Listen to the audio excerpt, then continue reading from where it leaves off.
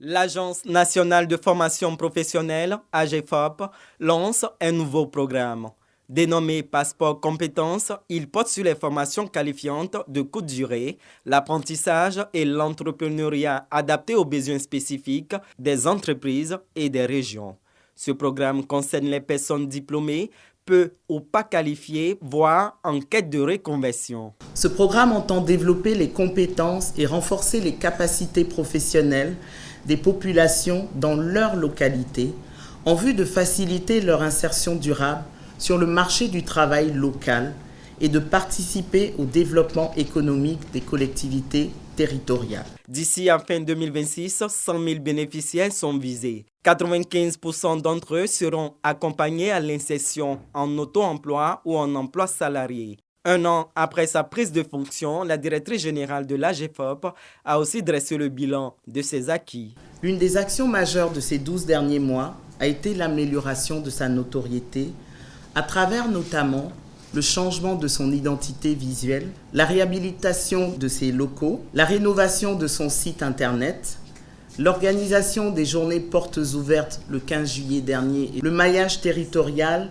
et enfin les partenariats avec de multiples organisations professionnelles publiques et privées, ainsi qu'avec les collectivités territoriales. Le programme Passeport Compétences est la continuité des projets École de la deuxième chance et l'Académie des talents mis en œuvre par le ministère de l'Enseignement technique, de la formation professionnelle et de l'apprentissage.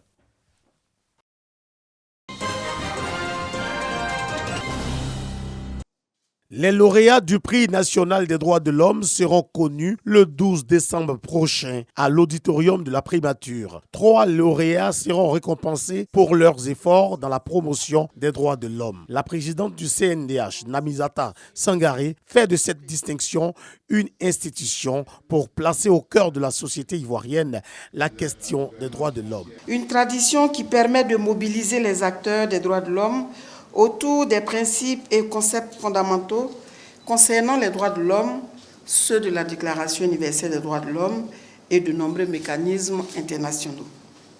C'est un prix honorifique décerné chaque année à des personnes physiques et ou morales qui se sont distinguées en matière de promotion, de protection des droits de l'homme à travers des approches innovantes sur une thématique précise.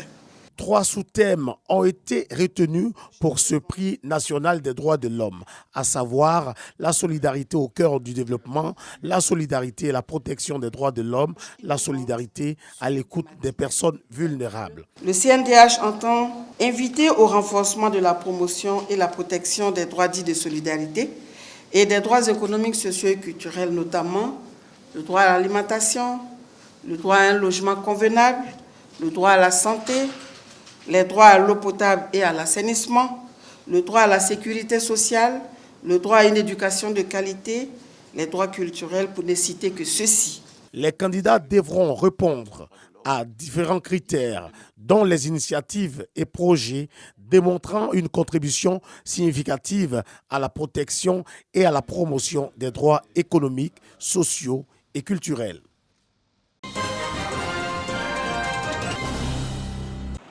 Première institution de prévoyance sociale en Afrique de l'Ouest, certifiée ISO sur l'ensemble de ses activités, l'IPS Ségrae, l'institution de prévoyance sociale, Caisse générale de retraite des agents de l'État, est un exemple de gouvernance et de bienveillance, de bonnes pratiques qui font école. Les caisses conjointes des retraités militaires et civils du Tchad sont venues s'imprégner du fonctionnement de l'institution. Ce n'est pas la première fois que la Caisse de retraite nationale du Tchad vient en formation d'imprégnation et d'inspiration auprès de la Ségrae.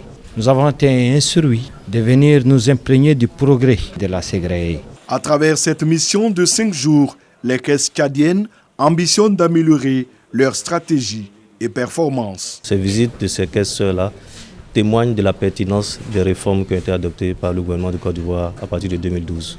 C'était des réformes structurelles qui ont apporté des changements notables dans le fonctionnement et dans l'organisation des caisses de sécurité sociale en Côte d'Ivoire.